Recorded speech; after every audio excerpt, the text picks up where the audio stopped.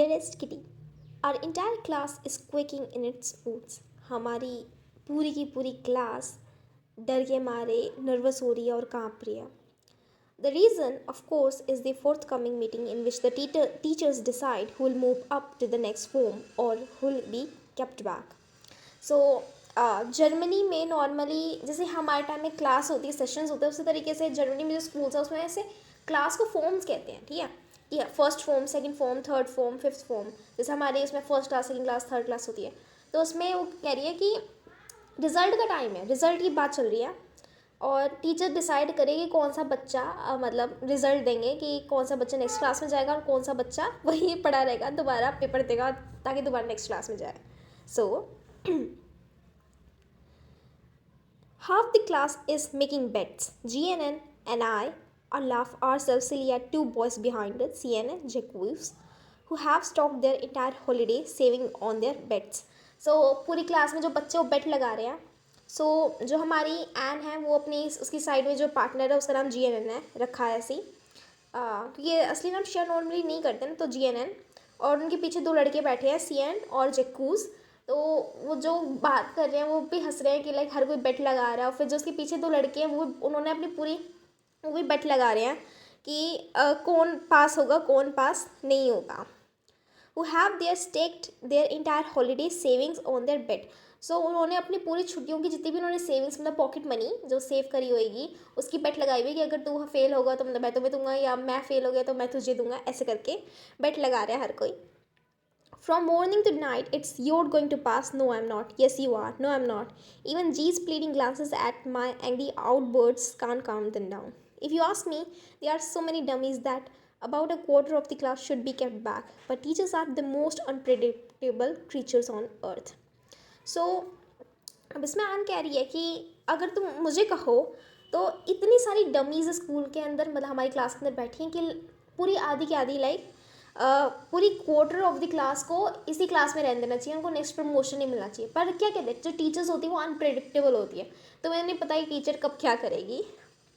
I am not so worried about my girl friends and my self. मैं अपनी जो मेरी भी सहेली हैं मैं उनसे और अपने से मुझे उनकी घबराहट नहीं हो रही है. विल मेक इट, हम कर लेंगे, हम नेक्स्ट क्लास में जाने वाले हैं. The only subject I am not sure about is math. So जो एंड कह रही कि उसको मैथ के बारे में उसको श्योरिटी नहीं कि वो मैथ में पास होगी या नहीं होगी. Anyway, all we can do is wait. चलो जाने दो, हम सिर्फ इंतज़ार कर सकते हैं. Until then we kept telling each other not to lose heart. तब तक हम एक दूसरे को कह सकते हैं कि वो बुरा ना माने या वो अपनी हिम्मत को लूज़ ना करें. I get along pretty well with all my teachers. मैं अपनी सारी टीचर्स के साथ अच्छे से मतलब चलती हूँ. ऐसा नहीं कि मेरे को टीचर्स के बीच में लड़ाई है, सारी टीचर्स से मेरी अच्छे से बनती है. There are 9 of them, 7 men and 2 women. सात कह रही कि 7 उसकी मेल टीचर्स और 2 उसकी फीमेल टीचर्स हैं. Mr. Creasing, the old 4G who teaches maths. So 4G is a retired military person. So Mr. Keezy, the old 4G who teaches maths वो पढ़ाते हैं. And was annoyed with me for ages because I talk too much. So जो Mr. Creasy है उनको N से काफ़ी irritation होती है क्योंकि एन बहुत बोलती है. After several warnings, he assigned me to an extra homework, an essay on the subject, a chat box. A chat box? What can you write about that? So, जो mister Keesing है वो N से इतने परेशान थी क्योंकि N इतना बोलती थी, तो उन्होंने एन को एक एक्स्ट्रा होमवर्क दे दिया कि एन उस एक ऐसे लिखे चैट बॉक्स के ऊपर. सब एन कह रही कि चैट बॉक्स के ऊपर क्या लिख सकते हैं, अब क्या लिख सकते हैं चैट बॉक्स से, ये तो मैं भी सोच रही हूँ. And worry about that letter. Okay, Anne कहती कि मैं बाद में देखूंगी. I decided. I jotted down the title in my notebook and tucked it in my bag and tried to keep quiet. That evening, after finished the rest of my homework, the note about the essay caught my eyes. So शाम को N जब वापस घर आई उसने अपना सारा homework करा और फिर उसके बाद उसको अपनी नोटबुक के अंदर वो हाईलाइट मिला जिसके ऊपर लिखा हुआ था कि उसको चैटर बॉक्स के ऊपर एक ऐसे लिखना था. I begin thinking about this subject while chewing the tip of my fountain pen. So Anne अपने पेन को चबाते हुए उसके पीछे के हिस्से को सोच रही थी सब्जेक्ट के बारे में कि क्या लिखेंगे चैट बॉक्स के ऊपर. And will can ramble on and leaves big spaces between the words. कोई भी कुछ भी बेकार का लिख सकता था और सारे वर्ड्स के बीच में बहुत सारी जगह छोड़ सकता था. But the trick was to come up with convincing arguments to prove the necessity of talking. But पर कोई भी ऐसे लिखने के लिए या कोई भी इसके ऊपर ऐसे लिखने के लिए और कोई भी इसको बताने के लिए कि बोलना क्यों ज़रूरी है, उसके लिए उसको कुछ कन्विंसिंग आर्ग्यूमेंट्स चाहिए थे कि लाइक मैं क्या डिफेंड में बोल सकती हूँ कि बोलना क्यों ज़रूरी है. I thought and I thought and suddenly I had idea. So and करी मैंने सोचा फिर मेरे दिमाग में एक आइडिया आया. I wrote the 3 pages. I wrote the 3 pages mister Keesing had assign me and वो सेटिस्फाइड. सो मैंने 3 पेजेस लिख लिए. उसके बाद चैट बॉक्स के ऊपर मैंने मिस्टर कीजिंग से दे दिए और वो सेटिस्फाइड थे.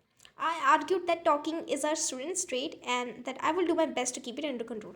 एंड ने कहा कि जो बोलना है वो तो बच्चों का एक ट्रेट है, हर एक स्टूडेंट बहुत बोलता है और वो अपनी पूरी कोशिश करेगी कि वो कम बोले और उसको कंट्रोल में रखे.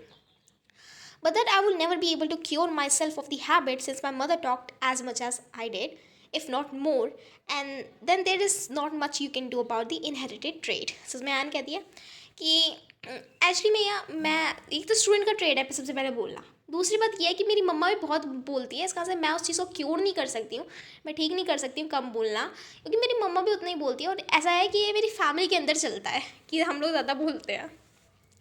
Mister Keesing has a good laugh at my argument. So mister Keesing ये सब सुन के, एन की बात सुन के काफ़ी हंसे. But when I proceed to talk my way through the next lesson he assign me a second essay. So उसके बाद जब एन दोबारा उसकी जो सेकेंड क्लास थी अगले दिन, उसमें भी एन बोलती रही. तो जो मिस्टर कीजिंग थे उन्होंने एन को एक और दूसरा लेटर लिखने को कह दिया. This time it was suppose to be an incorrigible chatterbox. So अब जो मिस्टर कीजिंग थे उन्होंने एन को दोबारा एक वो दे दिया कि वो एक और ऐसे लिखे इनकॉन्ग्रेबल चैट बॉक्स. इनकॉन्ग्रेबल मतलब वो चीज़ जो ठीक नहीं हो सकती, या उसको आप मतलब चाहे जितनी कोशिश करो उसे सही करने की, सही नहीं हो सकती, वो करेक्ट नहीं हो सकती. तो आई हैंड इट इन, मैंने उसको मतलब ले लिया कि ठीक है मैं करूँगी. And Mr Keesing had nothing to came complain about for the 2 whole lessons. और उसके बाद फिर जो मिस्टर कीजिंग्स हैं उन्होंने नेक्स्ट 2 लेसन्स में कुछ नहीं बोला. However during the 3rd lesson he finally had enough. So जब मिस्टर कीजिंग ने एन को कहा कि अब उसको इस नई चीज एक और ऐसे लिखना है, उसके जो अगले 2 लेसन था उस तक मिस्टर कीजिंग ने कुछ नहीं बोला एन से. लेकिन जैसे तीसरे लेसन पे वो पहुँचे तो उन्होंने बहुत सुन लिया था और फिर उन्होंने एकदम से बोला चिल्लाते हुए, Anne Frank as punishment for talking in class write an essay entitled quack quack quack said mister chatterbox.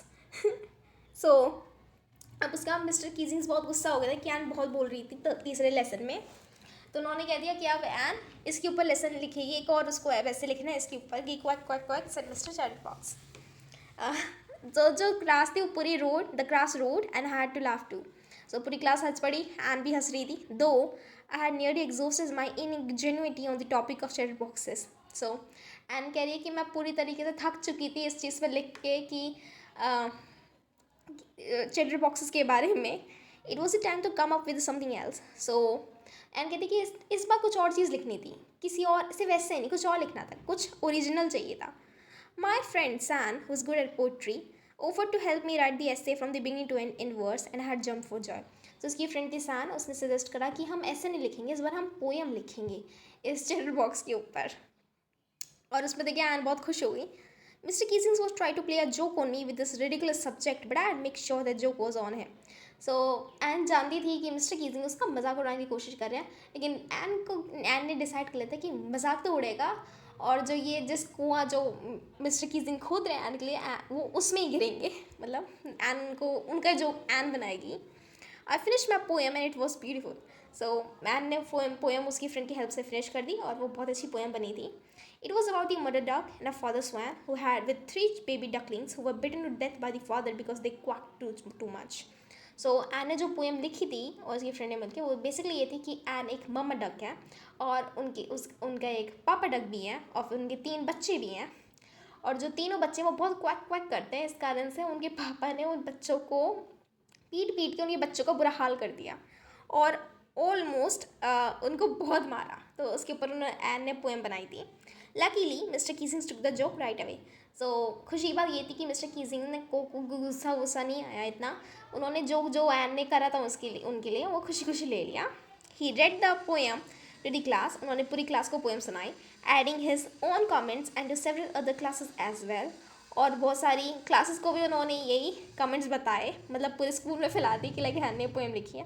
Since then I have been allowed to talk and haven't been assign any extra homework. उसके बाद से मुझे बात करने की आज़ादी है, मुझे कहती है कि मैं बात कर सकती हूँ और मुझे कोई भी और एक्स्ट्रा होमवर्क नहीं दिया गया। On the contrary mister Keesings always making jokes these days. और उसके पूरे उलट मिस्टर कीजिंग्स आजकल काफ़ी मजाक करते हैं। Yours M. सो ये स्टूडेंट्स पूरी हमारी the diary of a young girl का एक थोड़ा सा पार्ट लिया था हमें, जिसमें हमें इस चैप्टर में रियलिटी में ये पूरी एक बुक है और मेरे हिसाब से स्टूडेंट्स आपको ये बुक पढ़नी चाहिए, बहुत अच्छी बुक है। इसमें हम एक लड़की की लाइफ के बारे में पढ़ते हैं जब उस टाइम पे वॉर नहीं स्टार्ट हुई, तब से लेकर उस टाइम तक जब तक वॉर चल रही है, और उस दिन तक जिस दिन एंड लास्ट टाइम जिंदा थी। सो स्टूडेंट्स ये बुक बहुत अच्छी है और आपको पढ़नी चाहिए। ट्राई कीजिए, मज़े के लिए पढ़ो, ऐसा नहीं है कि मैं कह रही हूँ या कोई टीचर तुम्हें कहिए फ्यूचर में पढ़ने को, खुद के लिए पढ़ो। बहुत अच्छी बुक है, तुम बहुत रिलेट कर पाओगे क्योंकि वो एक 13 साल की लड़की है तुम्हारी तरह।